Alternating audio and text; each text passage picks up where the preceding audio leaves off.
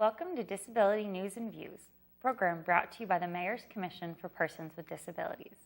I'm Jessica Doonan, the Commission Chief of Staff. In this episode, I will be talking about some important accessibility news in the city. Then my co-host, Ken Meyer, will be speaking with Laura Brailsford, the Assistant General Manager for System-Wide Accessibility at the Massachusetts Bay Transportation Authority, or the MBTA. But first, here's the news. The City of Boston will provide early voting for the November 8th general election. In addition to absentee voting, Boston voters will have the option of going to 27 one-day early voting sites, 3 in each of the city's 9 council districts, from October 24th, 2016 through November 4th, 2016. The congestion and wait times at the early voting sites should be much reduced, as well as being more convenient for voters' schedules. All early voting sites will be fully accessible. For early voting times and locations, call the Boston Constituent Hotline at 311 or visit boston.gov.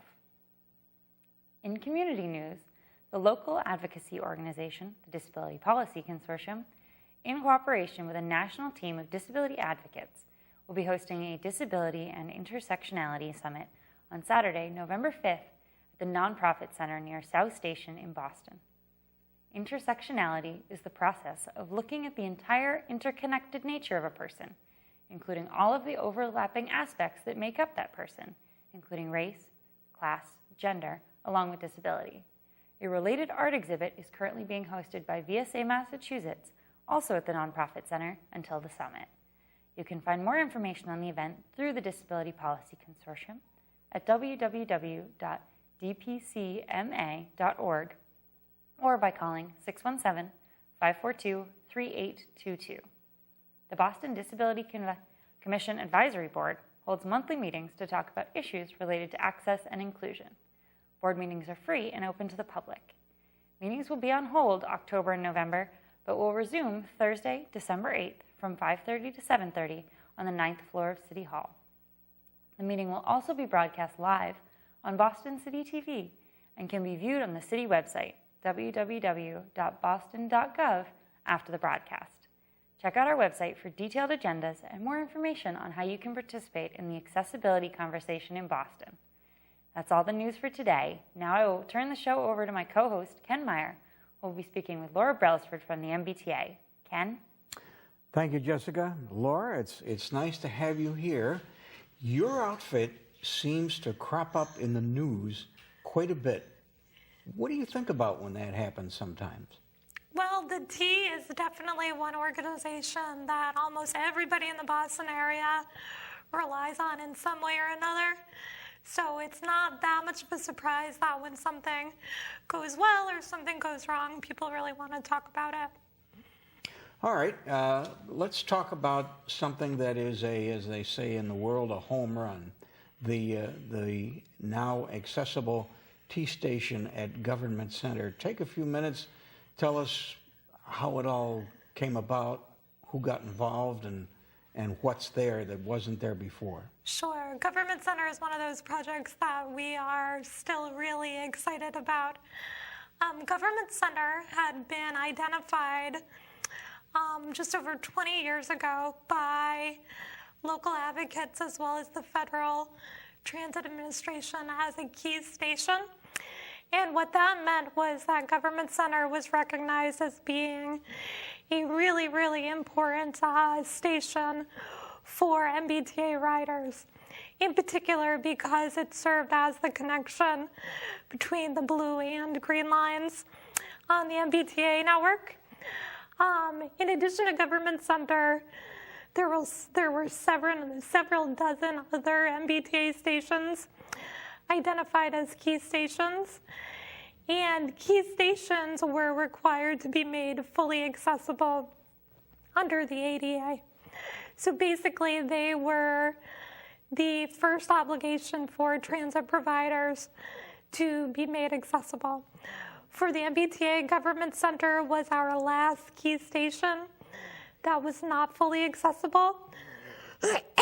We, for a number of years, had been working on a design to make the station accessible. And starting 2 years ago, that design went into construction.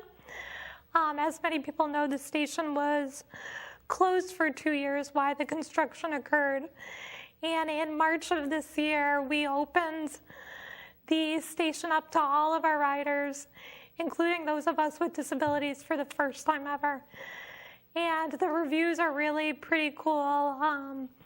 People that used the station years ago go into it now and talk about, how beautiful it is with sort of the daylight streaming into the lobby level for the first time ever. And for those of us with disabilities, Government Center really represents a completely new station that never existed before. So it was pretty exciting, still something that the agency feels pretty happy about. Do you ride the T every day? I do. For me, the T is really my primary way for getting around, I would say. Virtually all of my trips I take to work, to friends, out in the community, I take either by the subway or the bus. Occasionally we'll take the ride sometimes in the winter when the sidewalks are tough to get around, but you'll always find me on some mode of the MBTA. Yeah, I know all about the ride in the wintertime. Trust me on that one. What are you working on now in particular that is a highlight of your day, as it were?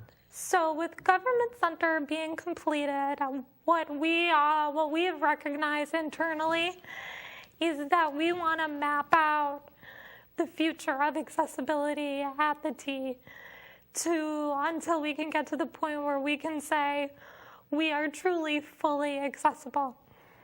Even with Government Center being completed, we have roughly 60 stations, about 30 on the Green Line and 30 in our commuter rail network, that are not accessible at all.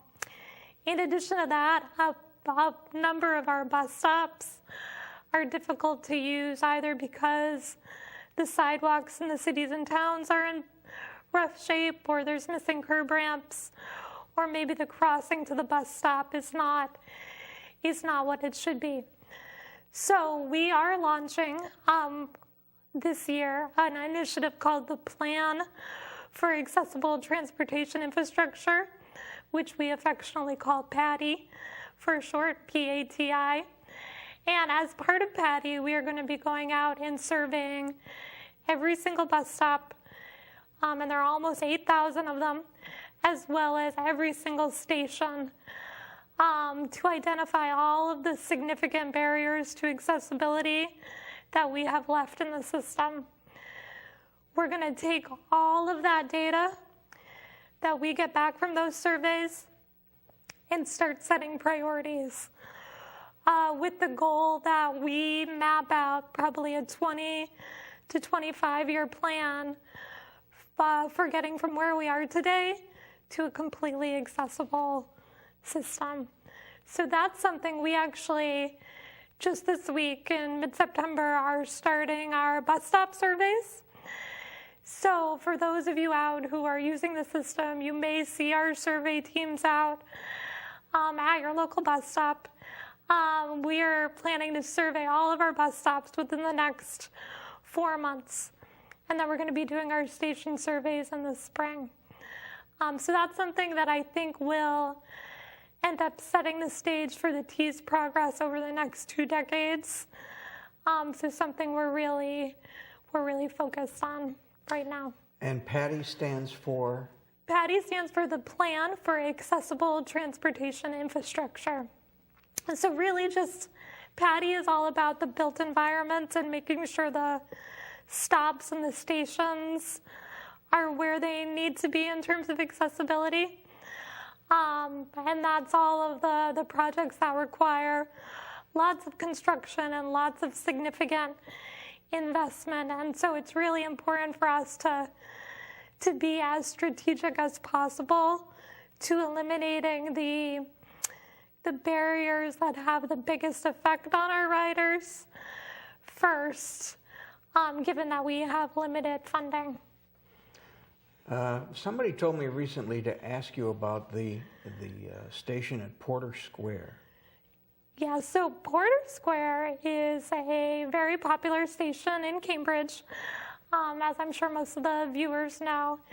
And Porter Square was one station where several years ago we had lots and lots of complaints about elevator reliability and the elevators being out of service frequently. And Porter Station was actually one of the stations that was specifically mentioned in a settlement agreement we have with the Boston Center for Independent Living. And in that agreement, it really called out the need to make some improvements at Porter. As a result, back in 2008, 2009, just over six years ago, the MBTA went in, replaced all of the existing elevators with new elevators, and installed 2 additional brand new larger elevators. So for all of the potential paths you might take to the Red Line, whether you're going inbound or outbound, you always have at least 2 options. So not only are the elevators new, if one of them happens to go out, you have a redundant option right there for your use. And then while construction was going on, they took the opportunity to improve some of the path of travel issues at the plaza level. So for anybody that hasn't been out to Porter Square in the last few years, definitely go check it out. There's been a lot of progress made there as well.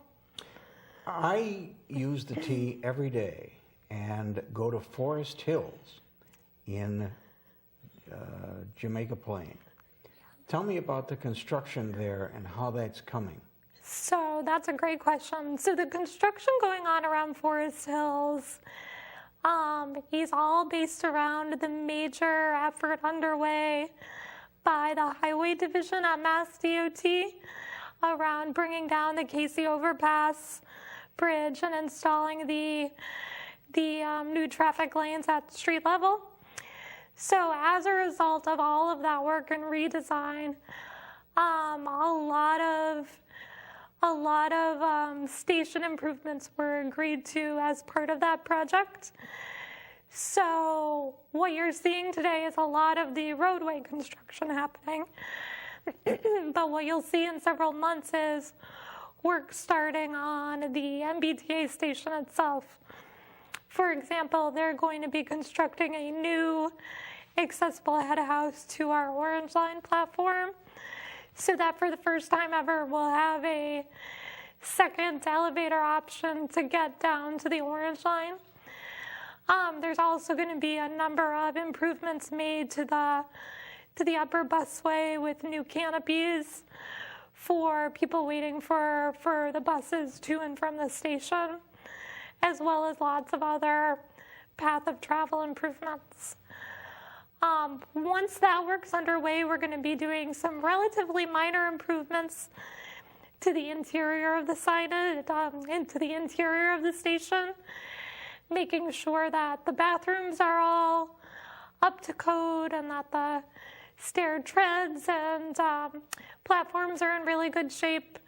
We did a walkthrough not that long ago, and things are in pretty decent shape, but we're just going to make sure everything's where it needs to be before all of the construction winds down. Do you have a target date for all this? Because I mean, I use the Forest Hills every day, and it seems like they're never going to get finished.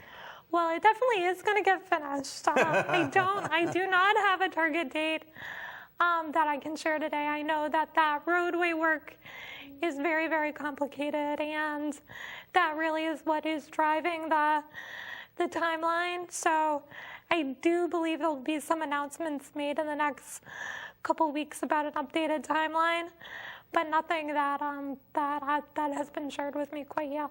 What about improvements on the buses? What are they going to do? Yeah, so I was actually just talking about this with somebody outside the studio. So I think one of the outside of the bus stop surveys that we're doing, which are obviously going to allow us to make lots of informed, smart decisions about improving stops, we are really, really excited about some changes that you're going to see with the actual buses we're buying. I don't know if folks had a chance at the ADA celebration this year at City Hall Plaza to check out the MBTA bus that was parked on the plaza. But if not, we are in the process of buying just over 300 new buses starting this year. And the interior of the bus is completely different than anything that the MBTA has offered before. And we designed this interior with the help of an advisory committee made up of people with disabilities to help us get the most user-friendly bus interior possible.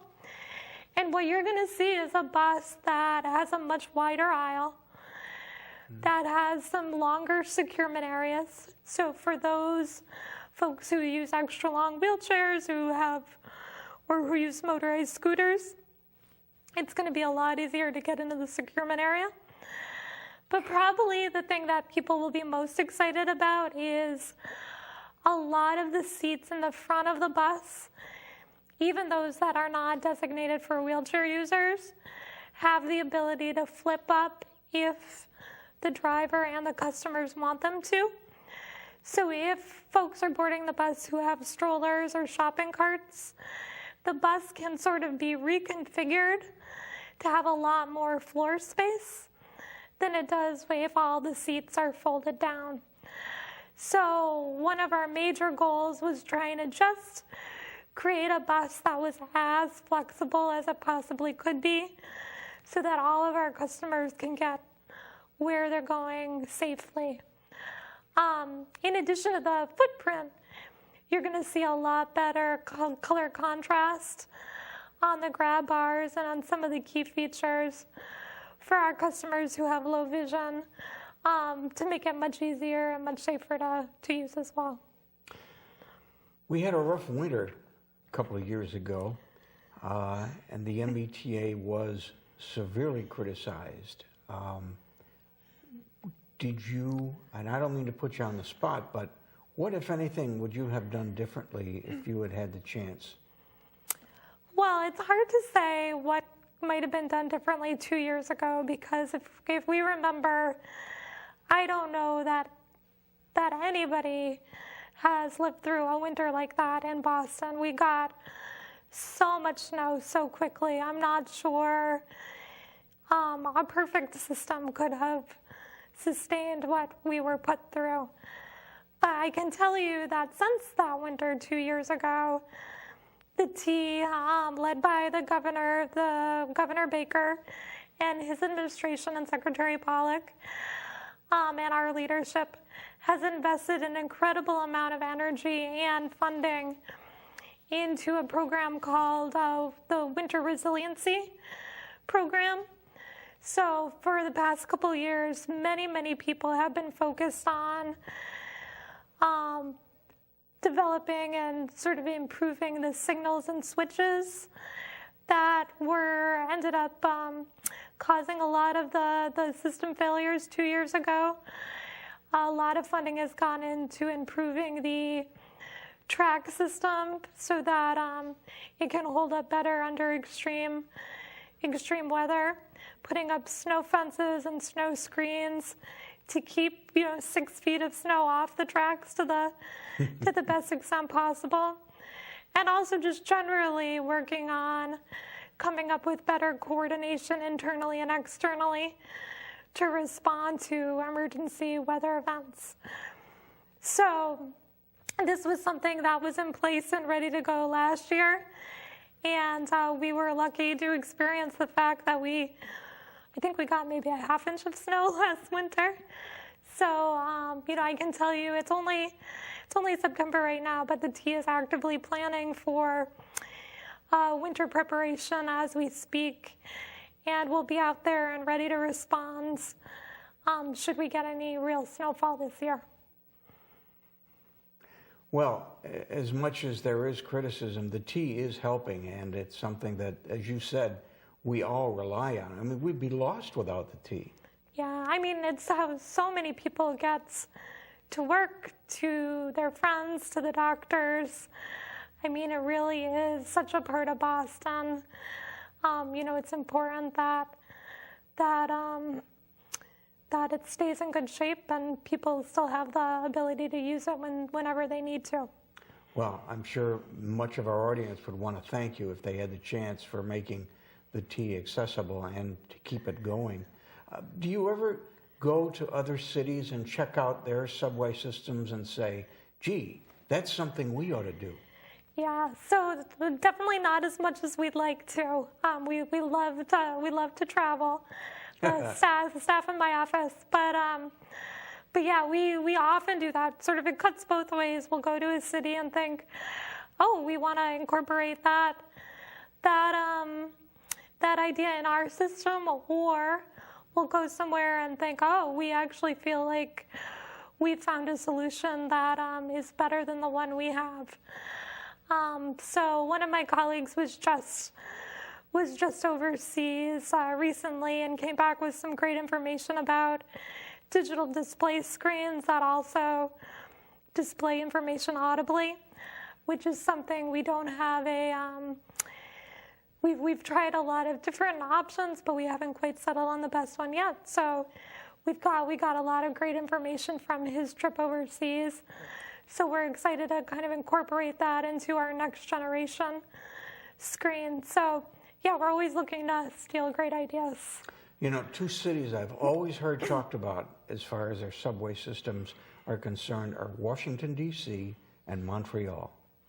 Yeah, those are two really great systems. D.C. in particular, you hear a lot around conversations around accessibility, given that they are right there in the heart of the capital. And we've learned a lot from them, and I think following all the work we've done over the past 10 years as a result of the BCIL settlement, they've actually, believe it or not, really looked to the T for advice. Our elevator maintenance program today is recognized by the industry as being one of the best in the country. And other agencies are really struggling in that regard. So we've gotten a lot of phone calls from different groups asking how we've made improvements around elevators like we have. So it's always great to get those phone calls too and be able to share that information. Is there a number you'd like to give out for people who would like to contact the T about various issues that they may have? Absolutely. We want to give out, I'll give out our main customer contact number, which is 617-222-3200. And I would encourage anyone riding the T or interested in riding the T to call that number with any questions. If you have any concerns or have a situation that you're not satisfied with, please let us know right away. If it's an accessibility issue, they will copy my team on that so we can make sure it gets the appropriate response. Laura, thanks very much for coming in. Good luck in what things you hope to accomplish in the future. And I'll see you on the T probably tomorrow morning. Thanks, Ken. Thanks for having us.